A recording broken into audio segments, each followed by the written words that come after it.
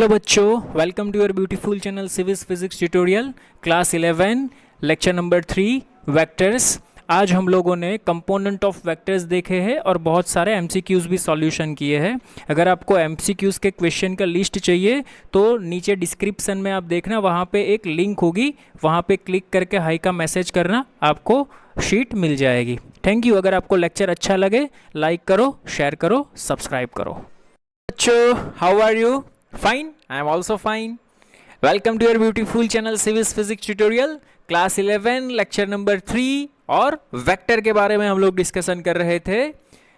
Previous lecture vector में हम लोगों ने डिस्कशन किया था types of vector and vector addition, ठीक है। और वेक्टर एडिशन में हमने क्या देखा था? Suppose we have a two vector, this one is vector A and this one is vector B, तो इसको यहाँ पे ज्वाइन कर दो तो इसका ये रिजल्टेंट मिलेगा, उसको हम बोलेंगे वेक्टर ए प्लस बी, ठीक है।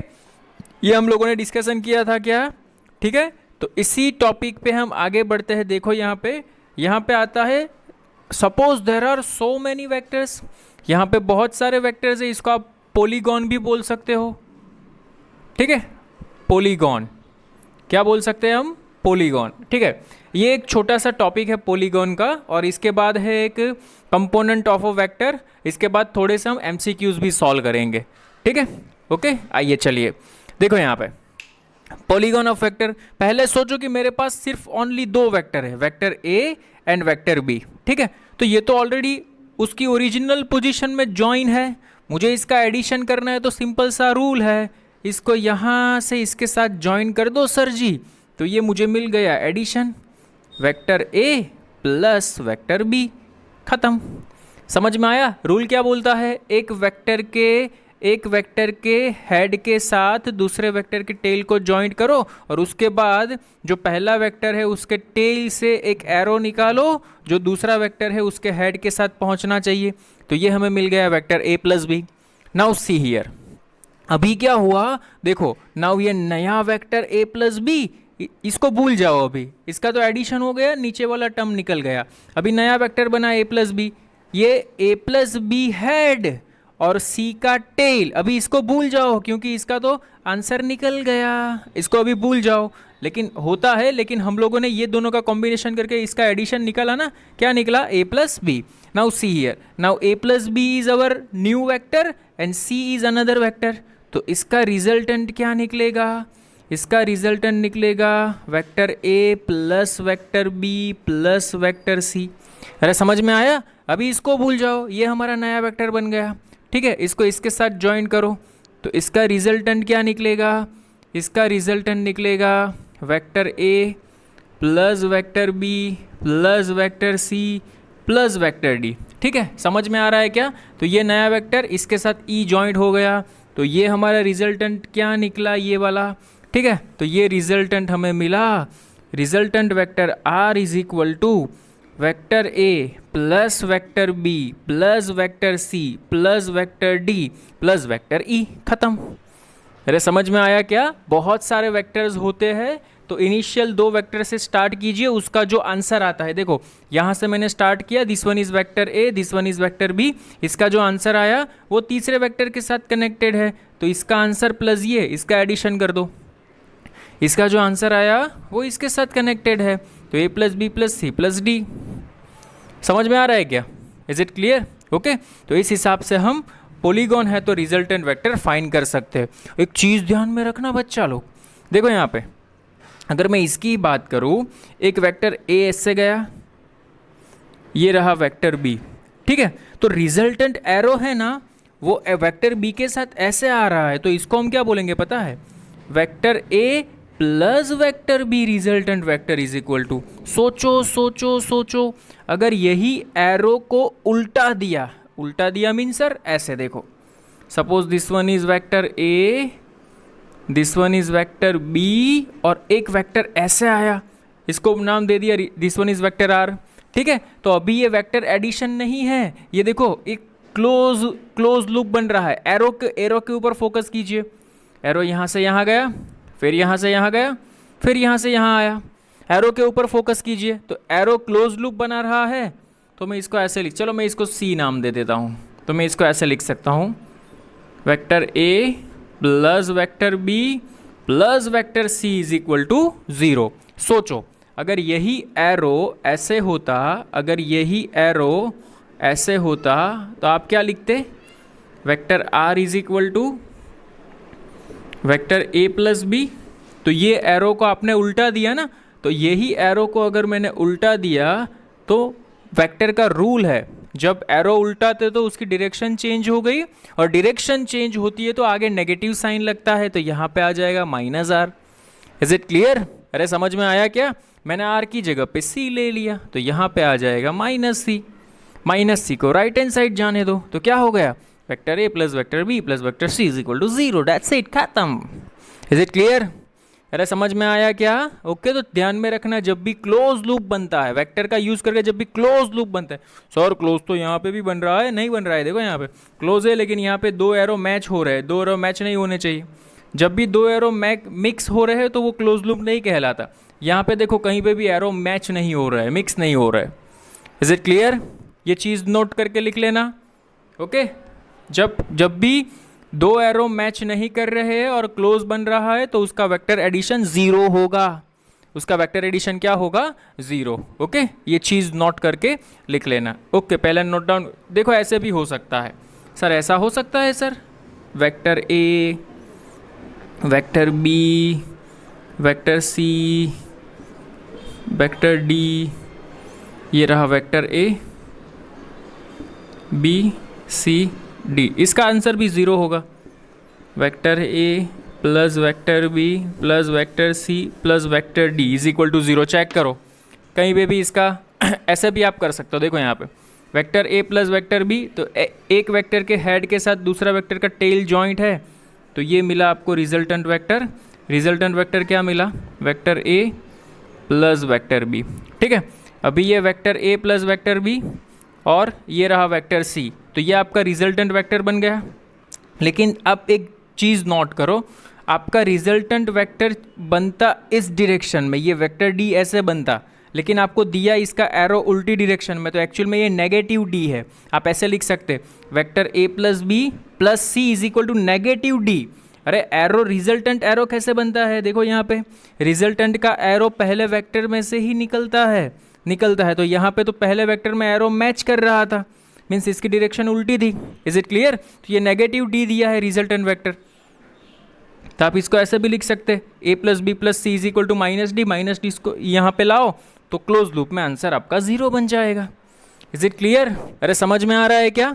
ओके, अरे कुछ समझ में नहीं आ रहा तो कोई बात नहीं, ऐसा याद रखो क्लोज लूप बन रहा है, आंसर आपका 0 आ जाएगा। देखो यहाँ पे भी ये क्लोज लूप बना, A plus B plus C plus D, answer 0। Is it clear? I hope आपको अच्छे से समझ में आ रहा होगा। तो पहले नोट कर लीजिए, इसके बाद आता है रेक्टेंगुलर कंपोनेंट। ओके, देखो बहुत ही बढ़िया, बहुत ही सुपर, बहुत ही क्लासिक टॉपिक है ये, कंपोनेंट ऑफ अ वेक्टर। ये हमें आना चाहिए, बहुत ही बढ़िया टॉपिक है क्योंकि इसका यूज बार बार होगा। ठीक है, देखो यहाँ पे मैंने क्या किया, मैंने दो एक्सीज लिए, एक्स एक्सीज और वाई एक्सीज। ठीक है, इसको आप एक्स वाई प्लेन भी बोल सकते हो। इसमें मैंने एक वेक्टर ड्रॉ कर दिया, this one is vector are.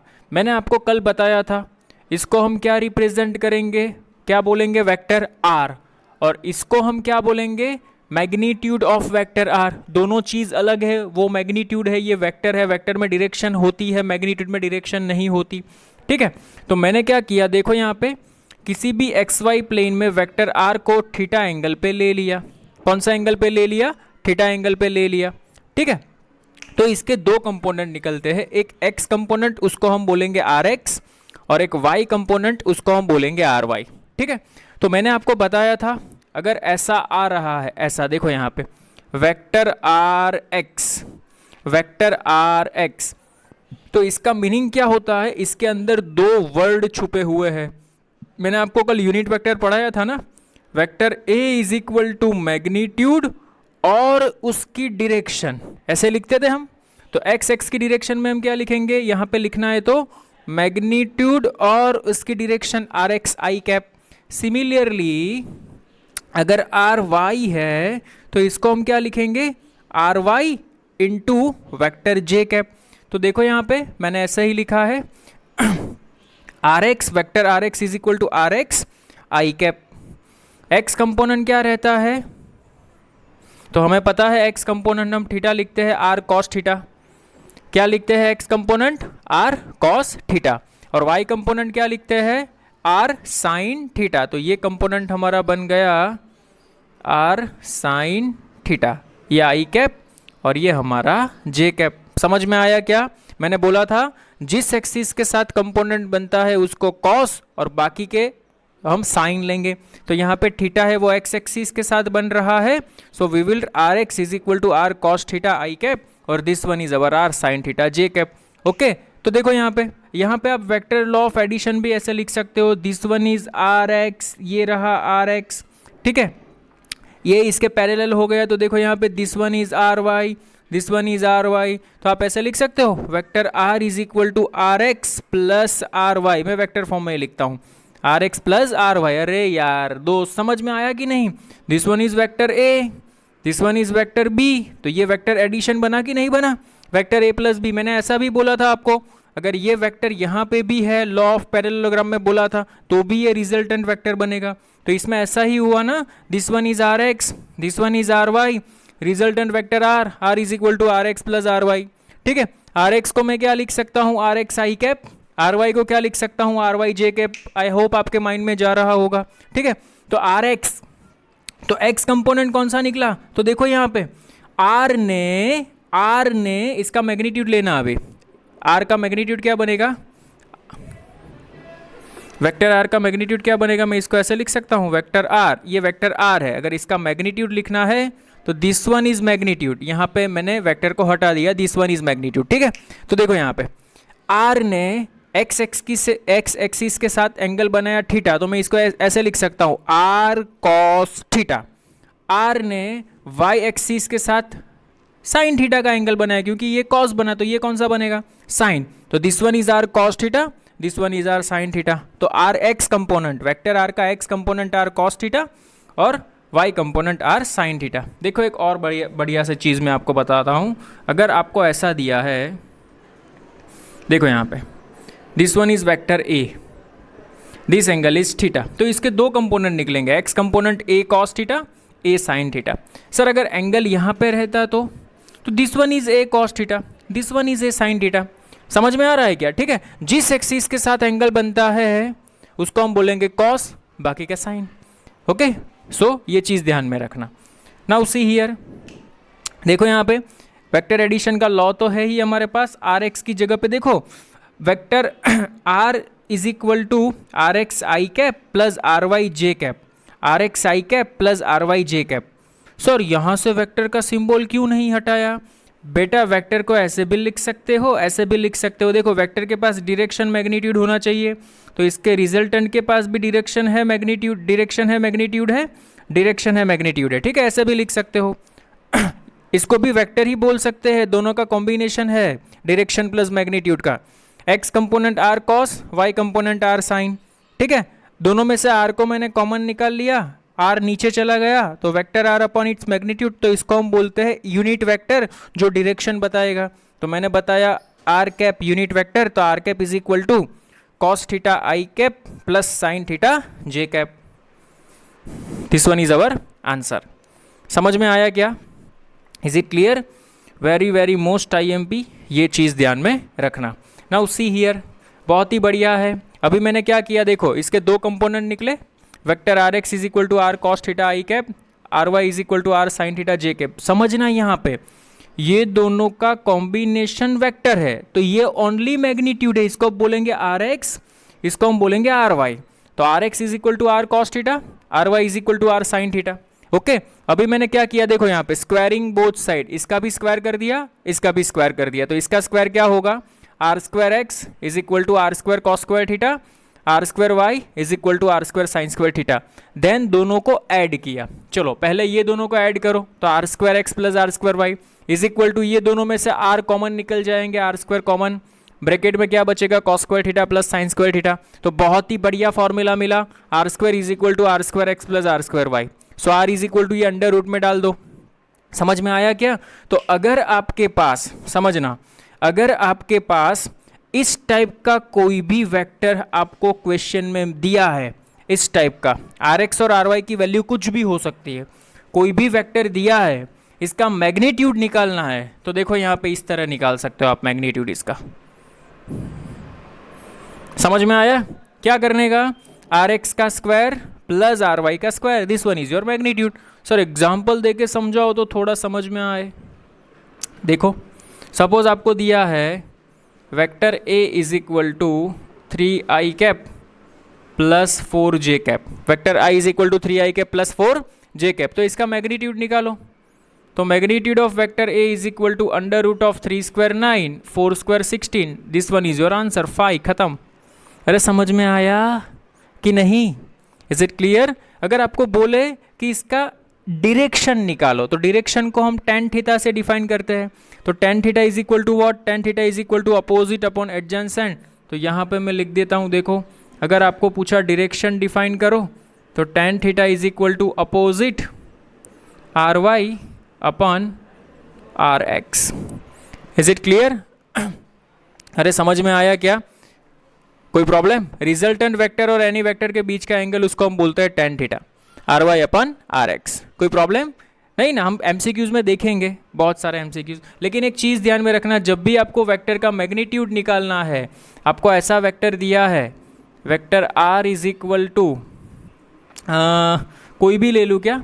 चलो मैं ले लेता हूँ R X I cap plus R Y J cap, R X R Y belongs to R, कोई भी नंबर हो सकता है। तो उसका अगर आपको मैग्नीट्यूड निकालना है तो इसको आप ऐसे लिख सकते हो R X square R Y square. समझ में आ रहा है क्या? Is it clear? ओके, कोई प्रॉब्लम नहीं ना? तो एक काम करो, पहले ये नोट कर लो, बाद में मैं इसके ऊपर चलता हूँ, ठीक है? क्योंकि थोड़े एग्जाम्पल इसके साथ में करवाऊंगा इसलिए। सो प्लीज़ पहले इतना नोट कर लो, very very most IMP, pause the screen and note it down. Okay, देखो next one is free space. कौन सी space? Free space means 3D है, कोई क्यूब है, फ्री स्पेस है, ठीक है? यहाँ पे मैंने ड्रॉ किया है free space. This one is, ये क्यूब है, this one is X axis, this one is Y axis, this one is Z axis. देखो एक कॉमन वेक्टर लिया है, ये रहा वेक्टर आर। ये वेक्टर आर है ना, वो एक्स एक्सिस के साथ अल्फा एंगल, वाई एक्सिस के साथ बीटा एंगल और जेड एक्सिस के साथ गैमा एंगल बना रहा है, ऐसा बोला है क्वेश्चन में। मीन्स के जो भी डेटा है उसमें ऐसा दिया है कि एक्स एक्सिस के साथ अल्फा बीटा और गैमा एंगल बना रहा है। देखो यहाँ पे अगर यहाँ पे दो कंपोनेंट थे तो हमने vector R is equal to क्या लिखा था? Vector R is equal to क्या लिखा था? R X I cap plus R Y J cap. तो यहाँ पे एक ऐड हो जाएगा आर जे के कैप।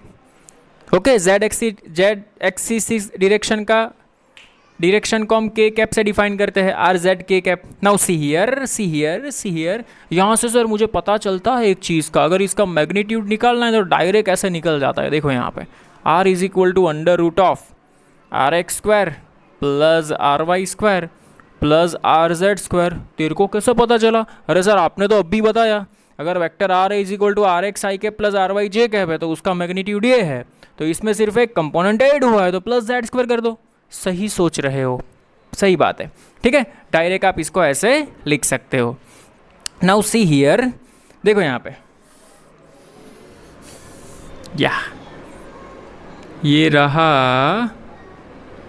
ये रहा एक्स वाई जेड और ये रहा हमारा कोई भी वेक्टर आर। ये एक्स एक्सिस के साथ अल्फा एंगल, वाई एक्सिस के साथ बीटा एंगल और जेड एक्सिस के साथ गामा एंगल बना रहा है। तो आप इसको ऐसे लिख सकते हो cos alpha is equal to, देखो यहाँ पे कॉस अल्फा का मीनिंग क्या होता है? इसका एडजेसेंट साइड, तो आर का एडजेसेंट ये आर एक्स होगा, एक्स कंपोनेंट। ओके, तो मैं लिख सकता हूँ R X upon hypotenuse R, क्योंकि हाइपोटेनियस तो सभी के लिए आर ही बनेगा। Similarly cos beta is equal to R Y upon R, cos gamma is equal to R Z upon R. समझ में आ रहा है क्या? Is it clear? सभी एक्सिस के साथ, देखो मैंने क्या बोला, जिस एक्सिस के साथ एंगल बनता है उसको कॉस लेने का। यहाँ पे y के साथ एंगल बन रहा है तो कॉस बीटा, यहाँ के z के साथ एंगल बन रहा है तो cos gamma. Is it clear? So we will write cos alpha is equal to R X upon R, cos beta is equal to R Y upon R, cos gamma is equal to R Z upon R. Now see here, मैंने क्या किया, ये लहा देखो alpha beta gamma find कर लिया। Now इसको square कर दिया बोथ साइड, स्क्वायर कर दिया बोथ साइड, ठीक है। आप स्क्वायर करके इसको ऐसे भी लिख सकते हो, L square M square N square. इसको हम डायरेक्शन बोलते हैं, क्या बोलते हैं, डायरेक्शन। क्या बोलते हैं, डायरेक्शन। क्या बोलते हैं, डायरेक्शन। तो कई बार क्या पूछेंगे पता है, cos square alpha plus cos square beta plus cos square gamma नहीं पूछेंगे, कई बार पूछेंगे L square plus M square plus N square क्या होता है। तो L square plus M square plus N square का मीनिंग भी यही होता है, cos square alpha plus cos square beta plus cos square gamma. ये चीज़ ध्यान में रखना। नाउ मैंने क्या किया पता है, इसका एडिशन कर दिया, करो addition, cos square alpha plus cos square beta plus cos square gamma. Similarly तो राइट हैंड साइड भी एडिशन, राइट हैंड साइड में आर स्क्वायर डिनोमिनेटर में सेम है, तो R square X plus R square Y plus R square Z upon R square, ठीक है। But see here, ये root हटा दो, यहाँ पे स्क्वायर हो जाएगा, so R square is equal to R square X plus R square Y plus R square Z. तो इसकी जगह पे मैं आर स्क्वायर लिख सकता हूँ क्या, तो आर स्क्वायर से आर स्क्वायर कैंसिल हो गया। What is the answer, 1, most IMP। Cos square alpha plus cos square beta plus cos square gamma is equal to 1। Is it clear? अरे समझ में आया क्या, कोई प्रॉब्लम नहीं ना, ये चीज ध्यान में रखना, ठीक है। देखो cos square alpha is equal to 1 minus sine square alpha होता है क्या, 1 माइनस साइन स्क्वायर बीटा होता है क्या, 1 माइनस साइन स्क्वायर गामा होता है क्या, इज इक्वल टू 1। तो एक 1 से 1 कैंसिल हो जाएगा, तो एक बहुत ही बढ़िया फॉर्मूला मिला, sine square alpha plus sine square beta plus sine square gamma is equal to 2। ये रिजल्ट भी याद रखना, बहुत इंपॉर्टेंट रिजल्ट है ये। Is it clear? समझ में आया? कंपोनेंट ऑफ वेक्टर, ये चीज बहुत ही बढ़िया है, ध्यान में रखना। ओके, हमें कुछ नहीं, मुझे सिर्फ एक चीज आपको सिखानी थी। कौन सी वाली? सपोज आपको वेक्टर दिया है, vector A is equal to A X I cap A Y J cap, इसका मैग्नीट्यूड क्या निकलेगा, under root of A X square plus A Y square. आप इसको ऐसे भी लिख सकते हो, A square is equal to A X square plus A Y square, square root को यहाँ पे लाओ। सर 3 कंपोनेंट है तो कोई बात नहीं, सिर्फ Z A Z square add हो जाएगा। अरे समझ में आ रहा है क्या? Is it clear? कोई प्रॉब्लम नहीं ना? बस ये चीज़ ध्यान में रखना, ये वाला पॉइंट। मैग्नीट्यूड को ऐसे रखेंगे अगर वेक्टर इस फॉर्म में दिया है तो, अगर वेक्टर इस फॉर्म में दिया है तो मैग्नीट्यूड को ऐसे रखेंगे। ये कंसेप्ट याद रखना और ये वाला कंसेप्ट याद रखना। Is it clear? समझ में आया? Please pose the screen and note it down. Okay, देखो थोड़े से MCQs देखते हैं। इन दिस क्वेश्चन में ऐसा पूछा है 3 to 5 define the position in a vector form. इसकी पोजीशन हमें वेक्टर फॉर्म में डिफाइन करनी है, ठीक है। तो एक चीज़ ध्यान में रखना, जब भी कोई ऐसा कंपोनेंट आए A, B, C, A B C belongs to R, तो इसको हम वेक्टर फॉर्म में ऐसे लिखते हैं A I cap plus B J cap plus C K cap, ठीक है। वेक्टर में क्या होता है, मैग्नीट्यूड प्लस डायरेक्शन होती है, तो मैग्नीट्यूड और डायरेक्शन ऐड हो गई, ठीक है। तो इसको आपको लिखना है 3 to 5। कैसे लिखोगे, 3I cap plus 2J cap plus 5K cap. This one is your answer. Is it clear? समझ में आया क्या? Thank you. नेक्स्ट वन देखो, यहाँ पे कोई एक ब्लॉक पड़ा हुआ है, ब्लॉक के ऊपर 50 न्यूटन फोर्स लग रहा है, लेकिन ये जो फोर्स है वो हॉरिजॉन्टल के साथ 60 एंगल बना रहा है, ठीक है। तो हमें ऐसा पूछा है find the vertical and horizontal component. देखो इसके 2 कंपोनेंट निकलेंगे, F X is equal to क्या निकलेगा, जिस एक्सिस के साथ एंगल बनाता है कॉस, और F Y is equal to क्या निकलेगा, एफ साइन थीटा। एफ कितना दिया है 50 इंटू कॉस 60, और दूसरा component 50 into sine 60। Cos 60 half होता है तो 50 इंटू हाफ, ये 25 न्यूटन बन गया, और ये कितना बनेगा 25 इंटू √3 न्यूटन, बिकॉज साइन 60 √3/2 होता है। अरे समझ में आया क्या? बहुत ही बेसिक से एग्जाम्पल है, और ये सभी एक बार किसी भी एंट्रेंस टेस्ट में पूछे गए, ये चीज़ ध्यान में रखना। ओके, नेक्स्ट वन देखो, यहाँ पे कोई एक पार्टिकल है, वो अपनी जर्नी ओरिजिन से स्टार्ट कर रहा है और XY प्लेन में ये पॉइंट पे पहुंचा वो √3, 3 पे। तो हमें ये पूछा है find the angle with x axis, ये थीटा एंगल कौन सा होगा वो हमें फाइंड करना है। ठीक है, तो ये कोऑर्डिनेट का मीनिंग समझो, ये एक्स कोऑर्डिनेट, ये वाई कोऑर्डिनेट, इसका मीनिंग क्या होता है कि ये डिस्टेंस हमें √3 दिया है और ये डिस्टेंस हमारे पास 3 है, तो ये कोऑर्डिनेट को मैं √3, 3 लिख सकता हूँ। ठीक है, तो tan theta is equal to क्या होता है, tan theta is equal to opposite means 3 upon adjacents means √3। तो 3 अपॉन √3 क्या होगा, √3 होगा, क्योंकि हमारे पास अगर x हो, x means any real number, तो x इज इक्वल टू मैं √x इंटू √x लिख सकता हूँ क्या, इज इट क्लियर। तो यहाँ पे 3 √3 into √3, √3 1 time cancel, √3 is our answer. Okay, so theta की वैल्यू क्या रहेगी 60 डिग्री। सो ये हमारा आंसर आ गया, theta is equal to 60 degree. अरे समझ में आ रहा है क्या, इज इट क्लियर। ओके, देखो ये एग्जाम्पल सेम इसके जैसा है, सिर्फ एंगल बदल गया, ये आप होमवर्क में ट्राई करना अपने आप। ओके, देखो नेक्स्ट वन बहुत ही बढ़िया अच्छा एग्जाम्पल है, 2 स्टार बोल सकते हो आप इसको। If unit vector is represent by, ये कोई यूनिट वेक्टर है, यूनिट कोई भी ले लो आप, चलो मैंने ले लिया इसको ए कैप। यूनिट वेक्टर को हम किससे डिफाइन करेंगे, ए कैप से डिफाइन करेंगे। तो A cap is equal to what, 0.5 I cap plus 0.8 J cap plus C K cap, unit vector है। ठीक है, now see here, unit vector का मैग्नीट्यूड कितना रहता है 1। तो देखो अगर मैं इसके मैग्नीट्यूड की बात करूं तो मैंने आपको बताया था इसका मैग्नीट्यूड रहा 1, और अगर आपको इसका मैग्नीट्यूड फाइंड करना है तो मैग्नीट्यूड को हम कैसे लिखते हैं, under root of 0.5 square 0.8 square plus C square. ये स्क्वायर रूट को यहाँ से हटा लो, 1.5 स्क्वायर कितना होगा 0.25 0.64 plus C square. So C square is equal to क्या मिला 1 माइनस, इसका एडिशन कर दो 0.5 plus 4 9 89। So C square is equal to 0.11। So C is equal to under root of 0.11। Option में चेक कर लेना, ये आपका आंसर होगा। इज इट क्लियर, समझ में आया क्या।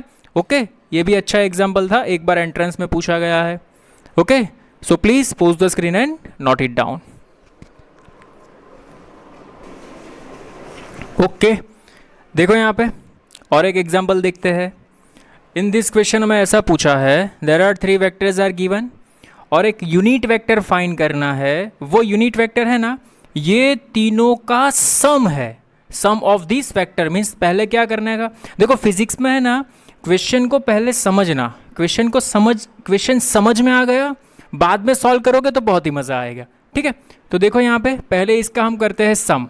तो यहाँ पे देखो resultant vector is equal to vector A plus vector B plus vector C. Vector A क्या है हमारे पास 4i minus J, vector B क्या है हमारे पास -3i plus 2j, vector C क्या है हमारे पास -k। ठीक है, तो यहाँ पे आई कैप वाले कितने हैं उसको उठा लो। देखो यहाँ पे 4i cap plus minus -3i cap, तो 4 - 3 यहाँ पे बचेगा आई कैप।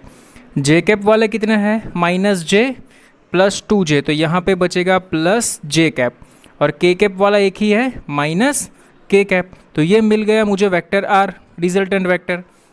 मुझे इसकी डायरेक्शन में यूनिट वेक्टर फाइंड करना है। तो यूनिट वेक्टर की डेफिनेशन क्या है, vector R is equal, unit vector R is equal to vector upon its magnitude. Vector कितना मिला I cap plus J cap minus K cap. इसका मैग्नीट्यूड देखो, मैग्नीट्यूड में एक चीज़ ध्यान में रखना, वेक्टर में पॉजिटिव हो या नेगेटिव, हम तो मैग्नीट्यूड में ऑलवेज प्लस ही बीच में करेंगे। सर ऐसा क्यों, क्योंकि ये जो वेक्टर है ना उसको आप ऐसे लिख सकते हो, देखो यहाँ पे आई cap plus J cap plus minus K cap. अभी इसका कोफिशिएंट का स्क्वायर कर दो तो 1 का स्क्वायर रहेगा 1 स्क्वायर, यहाँ पे भी 1 स्क्वायर, और यहाँ पे -1 स्क्वायर, वो भी प्लस हो जाएगा, स्क्वायर है तो। ठीक है, सो 1 + 1 + 1 √3 हो जाएगा। What is the answer, I cap plus J cap minus K cap upon √3, this one is our answer. खत्म।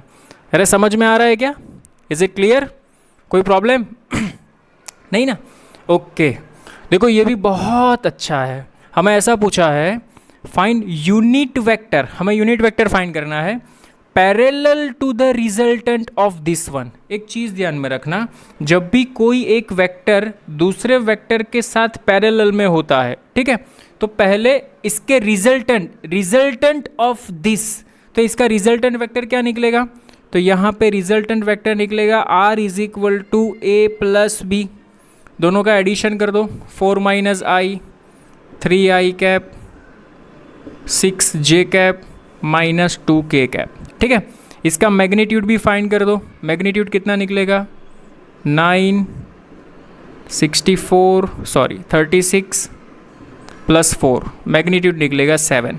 हमें क्या फाइंड करना है, यूनिट वेक्टर पैरेलल टू, इसके पैरेलल, तो इसके पैरेलल यूनिट वेक्टर निकालना है तो यही निकलेगा, पैरेलल में यूनिट वेक्टर सेम रहते हैं, तो इसके पैरेलल यूनिट वेक्टर, ये छोटी छोटी बातें ध्यान में रखना, parallel unit vector is equal to, unit vector क्या डिफाइन करता है, डायरेक्शन, तो जो पैरेलल होगा उसकी डायरेक्शन भी यही होगी, ठीक है।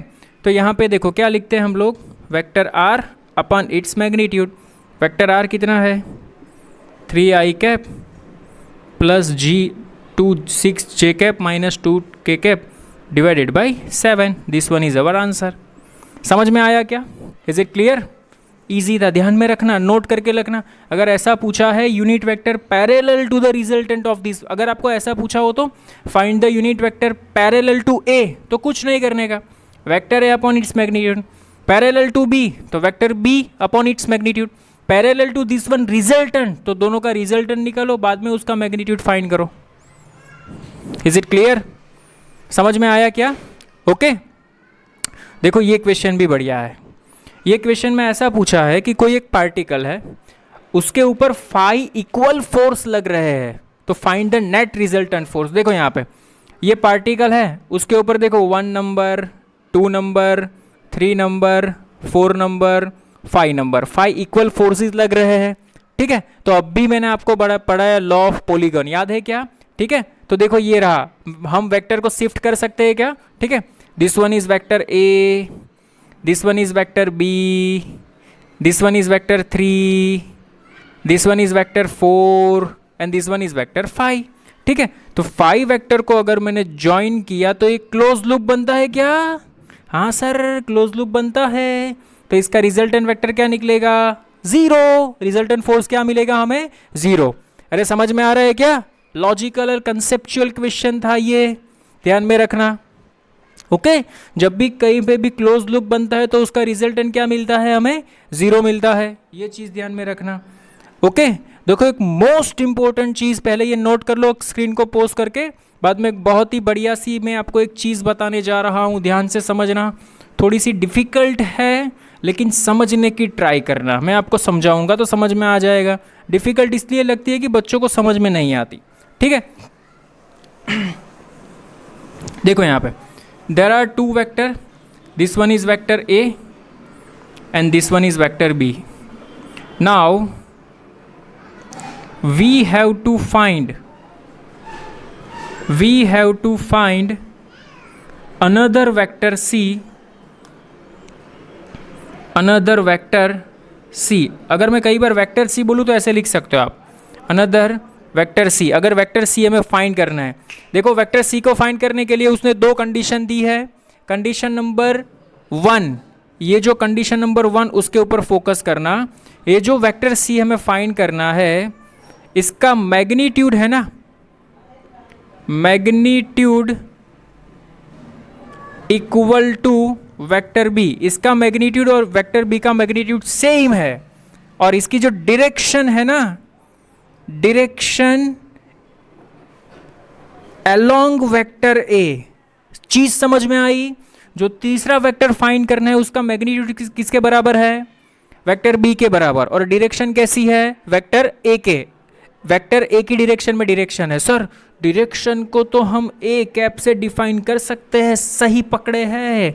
तो देखो ये जो आपको वेक्टर सी फाइंड करना है ना, ये कैसे फाइंड करेंगे, मैग्नीट्यूड बी का लेना, मैग्नीट्यूड बी का लेना और डायरेक्शन ए की लेना, इसको आप ऐसे लिख सकते हो। चीज़ समझ में आई, चीज़ पकड़ में आई तो मुझे बोलना। अरे बच्चा हम लोग कैसे लिखते हैं, vector B is equal to B into I cap, X axes में है तो, वाई में जे कैप, के में के कैप, अगर ए की डायरेक्शन में है तो ए कैप, बी की डायरेक्शन में है तो बी कैप, सी की डायरेक्शन में है तो C cap. You understand what I am saying? यहाँ पे जो तीसरा वेक्टर है इसमें देखो खिचड़ी मिक्स कर दिया है। जो तीसरा वेक्टर है उसका मैग्नीट्यूड किसके बराबर है? वेक्टर बी के बराबर। डायरेक्शन कौन सी है? वेक्टर ए की डायरेक्शन में, तो ए कैप। इसको आप ऐसे लिख सकते हो, so vector C is equal to B dot, A cap का मीनिंग क्या होता है? ए कैप का मीनिंग होता है vector A upon its magnitude, upon its magnitude. तो आपको ये चीज़ फाइंड करने को बोली है, स्टार करके लिख देना, वेरी वेरी मोस्ट आईएमपी। देखो एक एग्जांपल भी सॉल्व करते हैं इसके ऊपर। अच्छा सा एग्जांपल है ये, शायद एक बार कहीं पे पूछा गया है। देखो यहाँ पे जेई 2013 वेस्ट बंगाल में, two vectors are given, vector A is equal to, vector A दिया है हमें i cap, 2j cap, 2k cap, और वेक्टर बी दिया है हमें 362 means 3i cap plus 6j cap plus 2k cap, और हमें पूछा है another vector find C. Same question है, वेक्टर सी फाइंड करना है, उसका मैग्नीट्यूड इक्वल टू बी है और डायरेक्शन ए है, तो यही फाइंड करना है। देखो इसका सॉल्यूशन क्या करेंगे? सॉल्यूशन में vector C is equal to magnitude equal to B है, तो बी इंटू ए कैप, मैं इसको ऐसे लिख सकता हूँ, B vector A upon its magnitude. ठीक है, ओके। चलो वेक्टर बी का मैग्नीट्यूड क्या निकलेगा? वेक्टर बी का मैग्नीट्यूड क्या निकलेगा? B is equal to under root of 3 square 6 square 2 square, 3 square 9, 6 square 36, 2 square 4 49, तो 7 निकलेगा क्या? वेक्टर ए का मैग्नीट्यूड क्या निकलेगा? 1 प्लस 4 प्लस 4, ये निकला 3। ठीक है, बस वैल्यू रिप्लेस कर दो यहाँ पे। So what is the answer? So vector C is equal to B, B का मैग्नीट्यूड कितना मिला हमें? 7 बाई ए का मैग्नीट्यूड कितना मिला? 3, और वेक्टर ए खुद रिप्लेस करना है हमें, तो i cap plus 2j cap plus 2k cap, this one is our answer. अच्छा क्वेश्चन था हाँ ये वाला। Is it clear? समझ में आया क्या? Okay, so pause the screen and note it down. देखो एक और बढ़िया सा एग्जाम्पल देखते हैं। नेक्स्ट क्वेश्चन में ये बोला है कि कोई एक वेक्टर ए है, देखो यहाँ पे समझना ध्यान से, this one is X, this one is Y, this one is Z.